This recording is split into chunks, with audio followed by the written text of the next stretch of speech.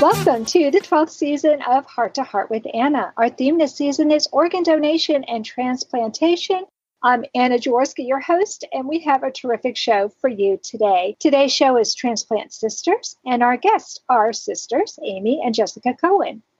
They are two very dear friends of mine, and my loyal listeners will remember Amy because she just came on the show last season to talk about growing up as a Heart Warrior sibling. And those of you who have been with me since the very beginning, you will remember Jessica because she was actually on the third episode of Heart to Heart with Anna. Amy Cowin is Jessica Cowin's younger sister, and Jessica was born with hypoplastic-left-heart-syndrom, or HLHS. Amy was born heart healthy. We're going to get into the nitty-gritty of all of Jessica's health conditions in the first segment, and then in the second segment, we will talk with the ladies about growing up around transplantation as a regular part of life. And in the final segment, I'm going to be talking with these sisters about Jessica's book, The Hearts of a Girl, their mother's health, and in the end, we'll ask advice that they have for others who are in the same situation that they have faced themselves. So welcome back to Heart with Anna, Amy. Thank you. I'm happy to be here. And welcome back to Heart with Anna, Jessica. It's so nice to be back. Thank you for having me again. I am so happy to have these two lovely sisters on my show. So thank you, ladies, for coming on the show. This is going to be so much fun today.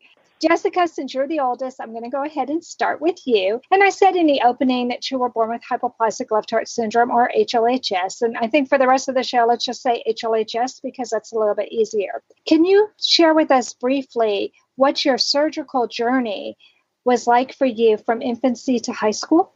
I was born with HLHS. My parents didn't find out until I was 4 days old when I was actually heading into my first open heart surgery. From then, that was Fontan. I needed 3 subsequent surgeries, the fourth of which, I was 13, was a revised Fontan. Unfortunately, 3 years after that, just about 16, I had just turned 16, I needed a heart transplant because my heart was in congestive heart failure. I had a pacemaker put in at 13, and it just wasn't sustaining me. Right. So it sounds to me like your mother carried you like she would any child, thinking that you were going to be born perfectly healthy. And instead, after you were born, your mom found out that you had a congenital heart defect. Is that right?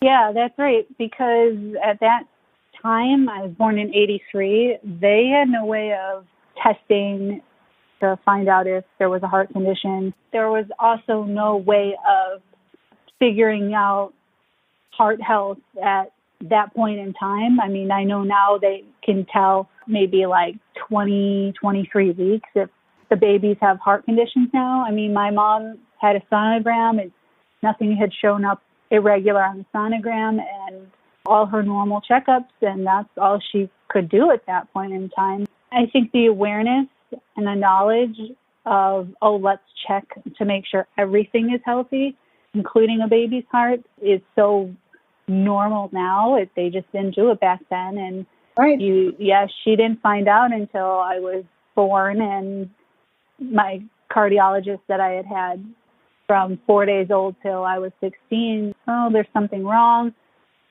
And sure enough, after he had come in the second day after I was born, he was like, we're in surgery 2 days later. Unfortunately, that was the only way that my mom found out. Right. So did you have the typical Norwood procedure way back then? I had the Fontan. I did not have the Norwood because I had a revised Fontan at 13. Mm-hmm. I had a patch when I was 5, I believe, put in, and I know I got like a little heart pillow for that when you have a patch done, and that was part of the Fontan, but I didn't have the Norwood procedure. Mm-hmm. I know a lot of the babies now are having Norwood. I had just gone through the Fontan. Wow. I know it's a combination now.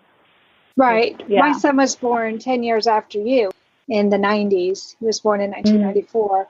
And he did have a modified Norwood, but then he did not have the bidirectional Glenn like you. They just combined it. He went straight to the Fontan. And then just like you, he ended up having to have a modified Fontan. I think the important thing for people to know is that you had a Fontan revision, but even after the revision, even after the pacemaker, you had what's called a failing-fontan. The Fontan was not able to help you sustain life in a quality way. Right. You're right. It helped for a while, and I know it all depends on the person. It works for some people wonderfully. Some adults are still living with HLHS, and unfortunately, but also fortunately, mine didn't last me past 16. So it is possible, but in our case, not.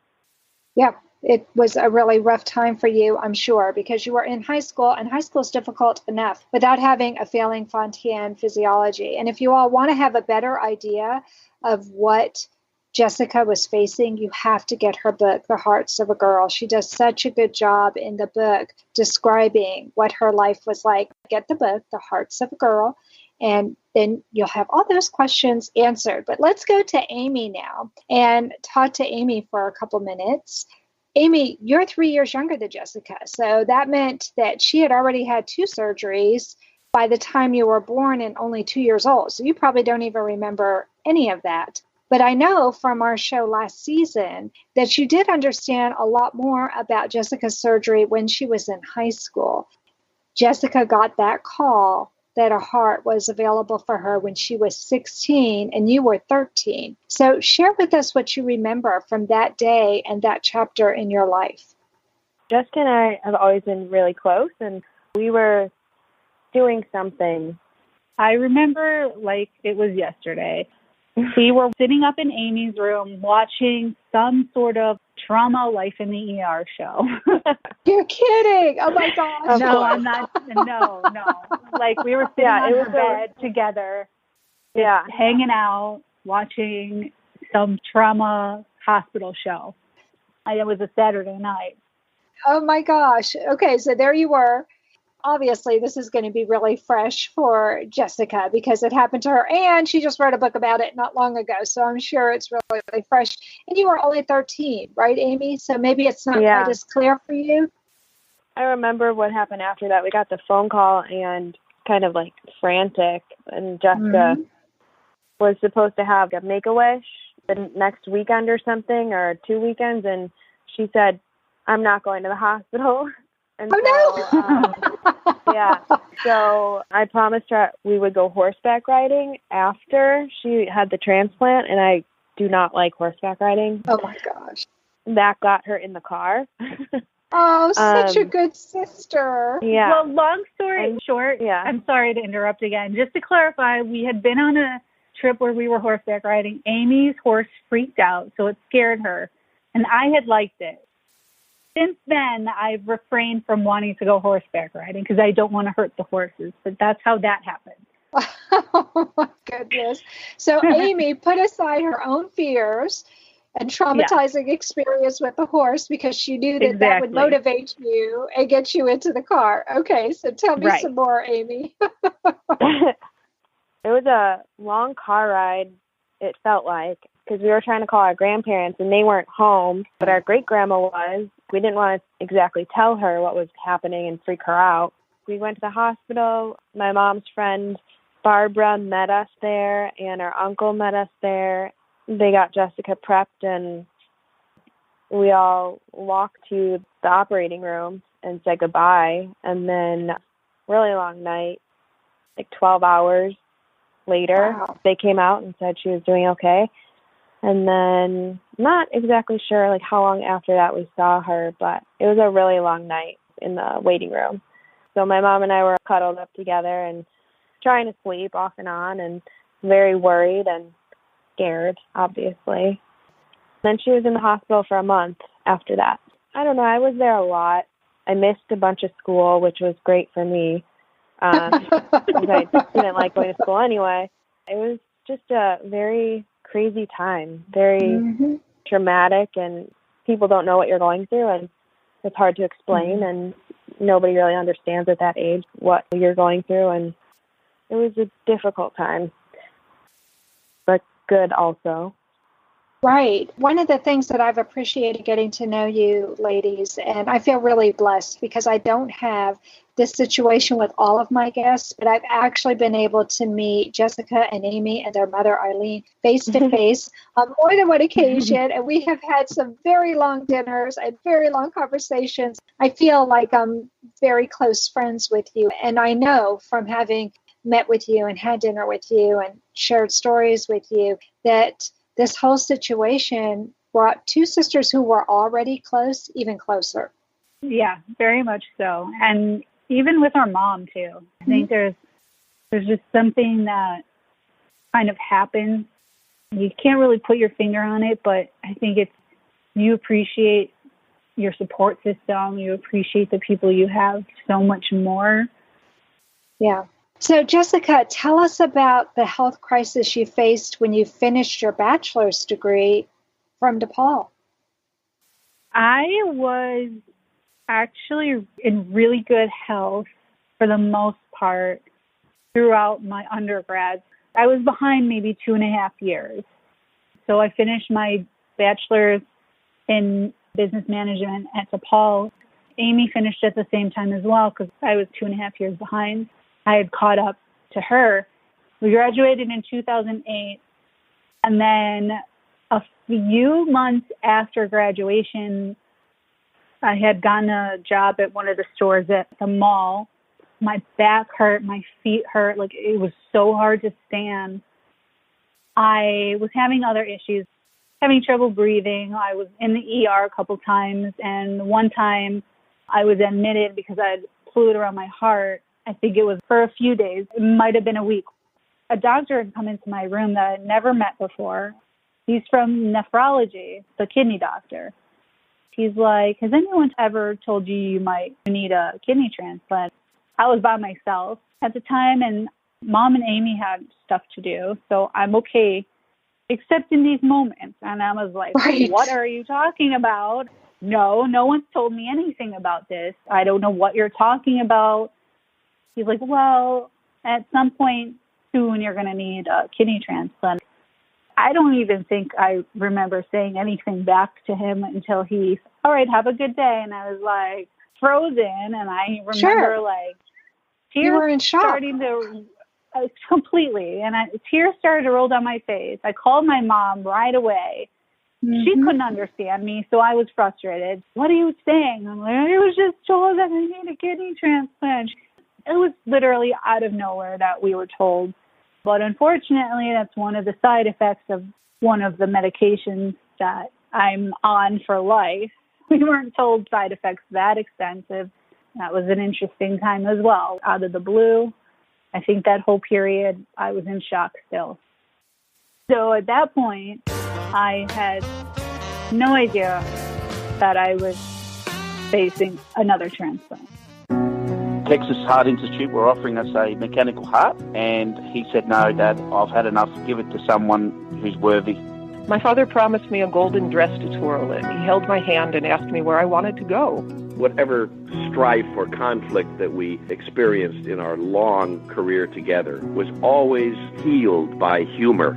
Heart to Heart with Michael. Please join us every Thursday at noon Eastern as we talk with people from around the world who have experienced those most difficult moments. You are listening to Heart with Anna. If you have a question or comment that you would like addressed on our show, please send an email to Anna Jaworski at anna@hearttoheartwithanna.com. That's anna@hearttoheartwithanna.com. Now, back to Heart with Anna. Before the break, we were talking with Jessica about her health issues after she was finished with her bachelor's. And if I'm not mistaken, you ladies were living together, right? Can you tell me what that time was like for you? We were living together all through college, and I would go with her to the hospital. And Mom, we kind of gave her a break, and if she really needed to come down, we would tell her to come down since she lived in the suburbs. I kind of felt I was her caretaker, and I needed to be in charge and make sure she was getting the best care, obviously, if she couldn't advocate for herself. And so a couple times we had gone to the ER, she would be really sick, and we're in our early 20s. You have to make all these big decisions and just be smart about it. It was difficult, but we learned a lot. We learned how to take the CTA, which is our public transportation, instead of trying to run to the hospital. Oh my gosh. Yeah, that would not be so great. So you were actually watching your sister go from being pretty healthy, because once she recovered from the transplant, she had several good years before she started to have health issues. Isn't that true? We were kind of living a normal life. Not a lot of people, except our close friends, knew about her transplant and her being sick. And then all of a sudden she got sick again, and we started to tell people, and it was frustrating, definitely. You know, we were semi-normal, quote unquote, normal college students. And then all of a sudden we're back in this bubble of going to hospitals and doctor's appointments, and one thing after another is wrong. So it was disheartening and frustrating, and we became closer, obviously, through it all. We still argue, and we still live together. So I love it that you girls had a normal sister relationship. On the one hand, you're saying how you felt, even though you were the younger sister, you still felt responsible for helping to take care of your sister, but you weren't afraid to go ahead and have a sisterly fight if you needed to. No, we definitely could throw down when we were younger. We got into some fights. We had our fair share, and it's more rare now, but there are still those sisterly fights. Yep. And that's just the way it is. I have a sister myself. I know exactly what that's like. Your sister is the one person you can fight with and know that she will always love you no matter what you say or do. You're safe with her. And it's going to be okay. Yep. I want you to tell me, Amy, because I felt so close to you when I was reading Jessica's book, The Hearts of a Girl. And it was talking about when her kidneys really started to have problems and she was facing dialysis. So tell me about what dialysis was like for you. And then we'll talk to Jessica about what it was like for her. It was the very first dialysis treatment. She was an inpatient, and so we went up the elevator. She was in the bed, and there's all these people in the dialysis lab, and I immediately felt really lightheaded and nauseous. And I don't know what it was. Maybe it was a smell or seeing people getting something done, but I basically disappeared and found the bathroom because I had to throw up. I think you're such a compassionate and loving sister. You had a visceral reaction to what your sister was going to be going through. And that happened at least 3 more times that I went with her for dialysis. There was the week before the actual transplant that she needed a couple dialysis treatments, and we were staying at a hotel really close to the hospital. And so one time we went, that happened again. I just felt very nauseous and sick and had to excuse myself. And then the next time she was in the middle of dialysis, and she sits up, and you're not supposed to sit up very fast. You have to go slow, and you have to tell a nurse. And she literally, her eyes rolled back in her head, and she was like, "Get a nurse." I got a nurse, and then I disappeared again because I felt nauseous. Ever since the kidney transplant, I have an adverse reaction to smells in hospitals now, and seeing people in pain. It's probably really almost like a PTSD. A post-traumatic stress disorder experience. Sure. Okay. Yeah. And so some of our listeners don't know where the transplanted kidney came from. So do you want to tell us about that? Sure. It all kind of happened very fast, slow at the same time. Jessica and I were a near perfect match. And so I gave her my left kidney. I have a incision on my left side, kind of like bikini line. And then they opened me up, but they also went in laparoscopically. So I have 4 little scars on my stomach. What was it like for you to know that your sister was giving you a kidney that you needed to not have to be on dialysis any longer? I didn't want her to. I didn't want her to have any experience, surgery, pre and post. I didn't want her to have to go through anything like that. At first, they told her she couldn't donate. We see, obviously, how fast that turned around because she was a near-perfect match. She wanted to donate. I really had no other choice. So luckily, she was a near-perfect match, and I probably, you never know, because the wait for a kidney just gets longer and longer. So I honestly could have been on dialysis for 5-6 years. I definitely don't think I could have lasted that long, to be honest, because 3-4 weeks of dialysis was a nightmare as it was. I know, and your poor sister was in the bathroom throwing up every other time. I mean, I do remember some of those occasions where I just turned around and like, where is she? And, it became a running joke because when I didn't see her, I knew she was in the bathroom throwing up. I think she gave you the kidney out of self-defense, so she wouldn't have to experience that anymore. But she's so hypersensitive now, like she said. She's so hypersensitive, like she said. It's pretty funny to just be like, are you okay? Like, you got this? I just didn't want her to feel the pain because I know that would be nowhere near if I wasn't here. Ultimately, I literally had no choice. We continued on, and I think at that time, over 100,000 people were waiting for a kidney or something. It's pretty high. So the wait alone was 6 years. Wow. I was very lucky. I was lucky to have somebody who could donate. Not a lot of people do. And if the shoe were on the other foot, Jessica, do you think you would have hesitated to give Amy your kidney? No question. Right. I love you girls. You girls are so awesome. Oh, we love you too. Yeah.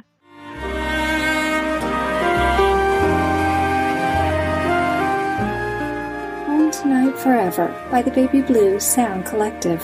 I think what I love so much about this CD is that some of the songs were inspired by the patients. Many listeners will understand many of the different songs and what they've been inspired by. Our new album will be available on iTunes, Amazon.com, Spotify. I love the fact that the proceeds from this CD are actually going to help those with congenital heart defects. Enjoy the music.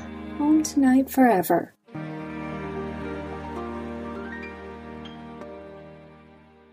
Anna Jaworski has written several books to empower the congenital heart defect, or CHD, community. These books can be found at Amazon.com or at her website, www.babyheartspress.com. Her bestseller is The Heart of a Mother, an anthology of stories written by women for women in the CHD community. Anna's other books, My Brother Needs an Operation, The Heart of a Father, and Hypoplastic-Left-Heart-Syndrom, a handbook for parents, will help you understand that you are not alone. Visit babyheartspress.com to find out more. Well, Jessica, when I was reading your book, The Hearts of a Girl, and everybody should get a copy of this book, The Hearts of a Girl, there will be a link on my website, so you can just go straight to the ordering process. You have to get a copy of this book because she goes into so much more detail. And we were just saying during the break that there's no way we can talk about everything in the book. But what I do want to talk about is, even though you know your sister's a match for you, things didn't go completely smoothly. Tell us about how all of a sudden this surgery gets postponed, not once but twice, and what Amy and your mom had to do to make this a reality for you. First time her kidney transplant was postponed was because she didn't have enough insurance coverage. Yeah. And didn't it say in the book that you needed $100,000, wasn't it? Yeah. Yeah, well over that. Mm-hmm. Yeah, so because of that, I was trying to figure out how are we going to pay for this if you have to pay out of pocket. And even though hospitals say that they're nonprofit, they don't really do anything for free. So I went online and started an online fundraiser and set that whole thing up, and we raised more than $42,000 in less than 30 days. And so because of that, the hospital found out we were doing news stories, and newspapers were coming to the house and talking to us because we got some notoriety from this. And the hospital cornered us one day, Jessica and I, and said they were going to postpone the transplant again because We had to prove that it wasn't my personal finances, which we did. So with the Medicare, you can't have a certain amount, and they didn't want to mess that up, and it wasn't going to be. So we had to make sure we had to get letters from my medical trust fund and from the fundraiser that Amy was doing, from the founders of that, saying, no, this is not personal funds. Right. It's going someplace else. And if you need a medical trust fund for organ transplant, you should contact the Childrens-organ-Transplant Association, and they're based out of Indiana, and they're the nicest people. And she's had her trust fund there for more than 19 years now. Yeah. Right? So, and that will cover any bills or medication or anything, which if insurance doesn't cover or you don't have money, that's what you can use. So you just submit your receipts and stuff, and they'll pay it. Yeah. So that was also part of where we were going to get money if we needed money. They would come in and say, how much do you need? Write or send a check to cover outstanding bills or anything we needed to make up that. So the first time it was postponed because you simply didn't have a trust fund set up or any of that extra money. The second time it was postponed because they were afraid that you were pocketing this money personally instead of having it set up properly. So then what happened? After proving it, everything was back on schedule, but because they postponed it, she needed more dialysis than she would have needed if they hadn't postponed it. Sure. And that must have been scary for you because you knew you didn't do well watching your sister on dialysis, right? Yeah. Okay. But then they finally said, okay, this is all set up right. But I know it wasn't quite that simple because I know that your mom was also behind the scenes and she was pulling some strings too. Jessica, tell me a little bit about what kind of advocacy your mother was doing. She was helping with the fundraising. She was contacting people at the radio stations, news outlets, anywhere she could contact just to get the story out there and say, hey, this is what's going on. She contacted the people at the hospital that were telling us that we couldn't go ahead with the transplant. She was not happy. So I feel bad for the people that she yelled at, but I really don't feel bad. I'm sure she was a mama tiger. Yeah. That wasn't, I mean, she was doing what she had to do. So she basically was just making phone calls, contacting anyone she could, saying, this is what's going on, it's not right. Yeah, didn't she even contact a senator in your state? Yeah, or congressman? So Senator Mark Kirk, he had helped push through insurance coverage quicker because I was waiting on the Medicare to come through. Medicare was the one that was covering everything. My insurance at the time only went up to $30,000. So he pushed through the Medicare. He pushed us through in less than 2 weeks. So with Amazing. That and then the fundraising, they had no choice but to be like, okay, here's the third scheduled time. We were able to be put on the calendar. You hold your breath up until that point. It came. It wasn't canceled. But my mom was literally on the phone with Mark Kirk's office, I think, every other day.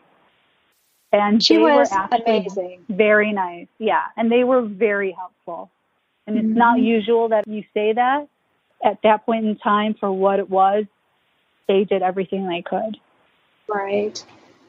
The thing that I found really interesting when I was reading your book, Jessica, was that in addition to all the health issues that you were having to deal with, in the course of your life, your mom was also having her own health issues. Why don't you tell me a little bit about how you're dealing with your mom's health issues right now? I know in the book you talked about her being a breast cancer survivor, but now she's dealing with something totally different. Yeah, it's been really difficult, actually. We found out she was in congestive heart failure almost a year ago. It was like mid-August. And August, she had a pacemaker put in, or early September, and she had her pacemaker redone 3 times to try and connect it.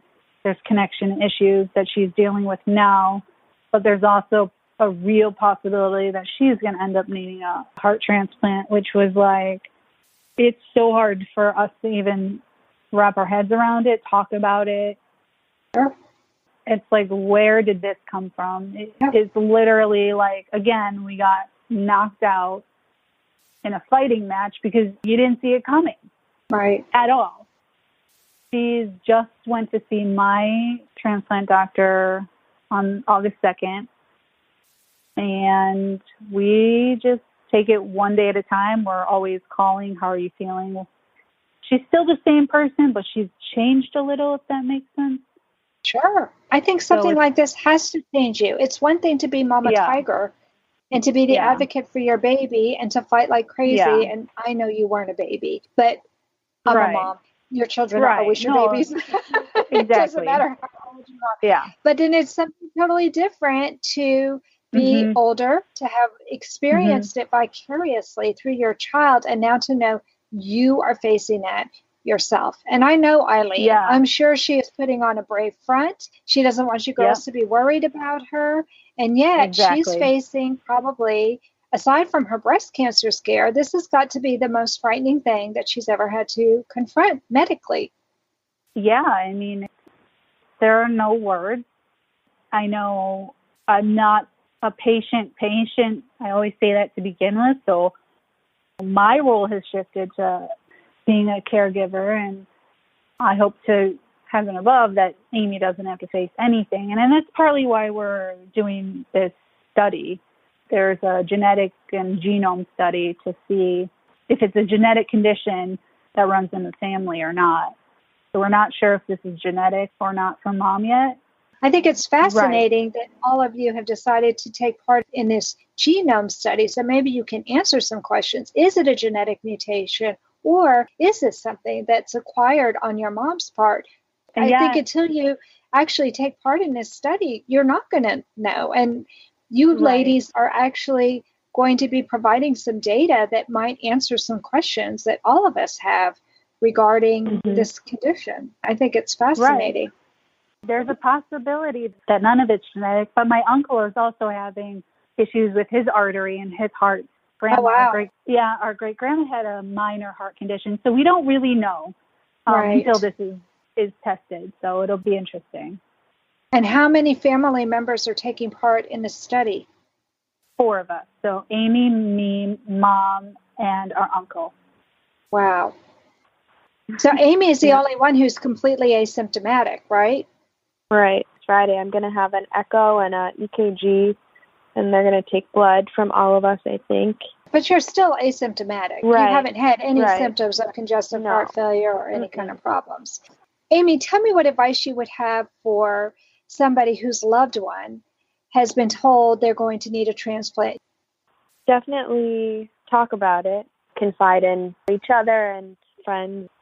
I think just staying strong, and it's definitely hard. It's shocking, and I feel like I always have to be like the strong one. So, and it's totally okay to be vulnerable, and, you know, I've cried a few times, and be open to what's going to happen, but also be hopeful, and you can pray about it if you want to. Letting people know how you feel and being there for each other. Right. It's okay to be sad and upset, but you just really have to be strong, I think.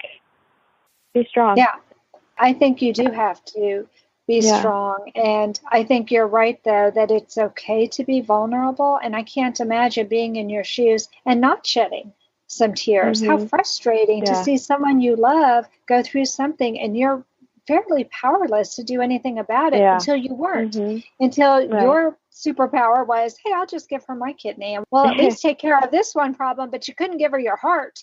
It's different when you're talking about a heart transplant than a kidney transplant, and to watch her needing a heart and now your mom, it's got to be so unbelievably frustrating. Well, Jessica, you've been in your mother's shoes. You've been where you're in congestive heart failure, the pacemaker's not working, things are not going the way you want. You've been told you need a transplant. Tell us what advice you would give someone like your mom.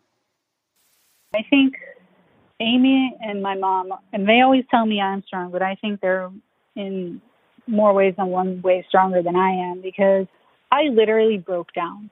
And I try and tell her what to expect or what they're going to say, or try and explain certain things, or if she has a question. But if I weren't telling her, if I was telling somebody else, I would be like, just keep going, just stay strong, listen to your body, rest when you need to rest. Don't push yourself more than you need to. We tell Mom that too, like, okay, well then just rest.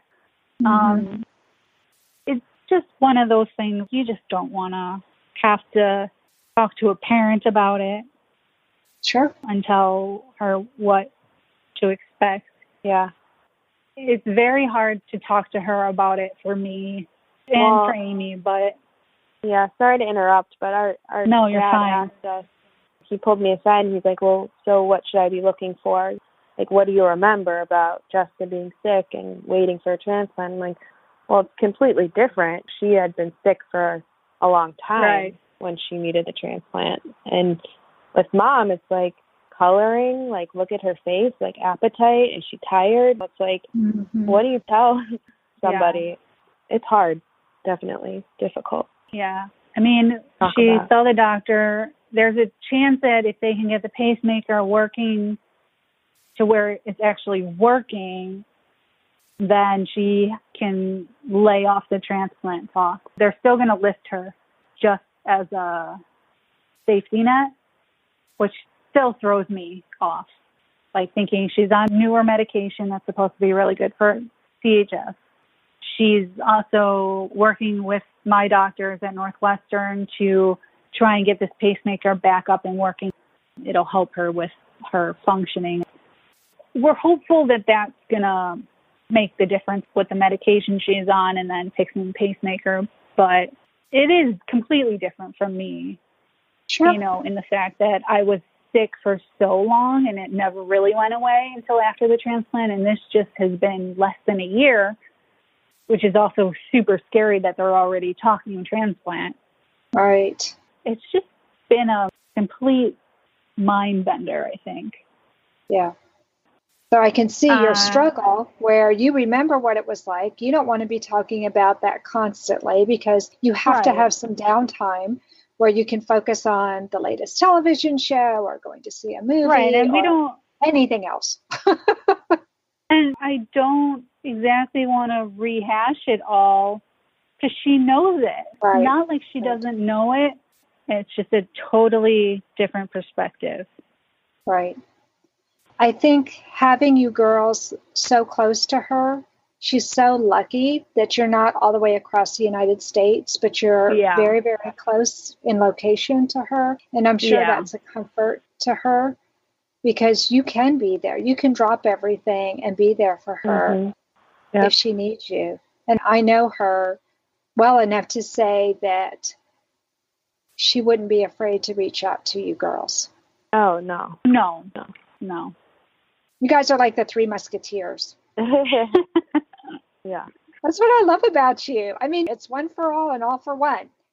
I mean, that's just kind of how she brought us up, you know. It was us three for a long time going through medical stuff, the three of us, and then it's just continued that way. Yeah. I am so happy that you ladies came on the show today and talked about this. I'm not happy your mom is facing this, but I do feel good knowing that the three of you are together on this. And if there's any trio that can overcome obstacles like this, I know it's the three of you. You've been there before. You have faced uncertainty and you've triumphed over it. Eileen, I know you're going to be listening to this. I know you've got this. You've got these two amazing daughters. You have friends like me and so many other people out there in the heart world who are applauding you and cheering you on. And I know you've got this. It's not going to be easy. It's not. We already know that. But you can do it. I hate to draw this show to an end on that note, except that I think it's a positive note. And I think that the three of you are proof that love can conquer amazing odds against you. And I know that your love for each other can help you to come through this and end up on top. Thank you. Thank you. Thank you for having us on. Oh, thank you very so much for coming and sharing. I know this was tough to talk about, but I'm so glad that we had a chance to talk about it and share this really unique experience. Hopefully there aren't a whole lot of people out there who are having to experience the same trauma that you have over and over again. And yet I'm so inspired by you because you all have triumphed over all of these obstacles. And I'm inspired by your story. There's so much more in that book that we didn't get a chance to talk about. So that just means that you'll have to come back on the show, Amy and Jessica. Well, I have no problem doing that anytime. Okay, great. Well, thanks again for coming on, and thanks for listening today, my friends. Please come back next week on Tuesday at noon Eastern Time or anytime. That's the beauty of the podcast. Once it's released, it's available 24/7. Please find our program on iTunes and write a review for us so other people know what to expect with Heart to Heart with Anna. And remember, my friends, you are not alone. Heart to Heart with Anna is a presentation of Hearts Unite the Globe and is part of the Hug Podcast Network. Hearts Unite the Globe is a non-profit organization devoted to providing resources to the congenital heart defect community to uplift, empower, and enrich the lives of our community members. If you would like access to free resources pertaining to the CHD community, please visit our website at www.congenital-heart-defects.com for information about CHD, the hospitals that treat children with CHD, summer camps for CHD survivors, and much, much more.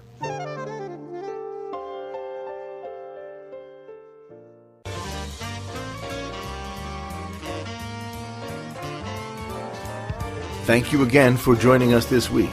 We hope you have been inspired and empowered to become an advocate for the congenital heart defect community. Heart to Heart with Anna, with your host Anna Jaworski, can be heard every Tuesday at 12 noon Eastern Time.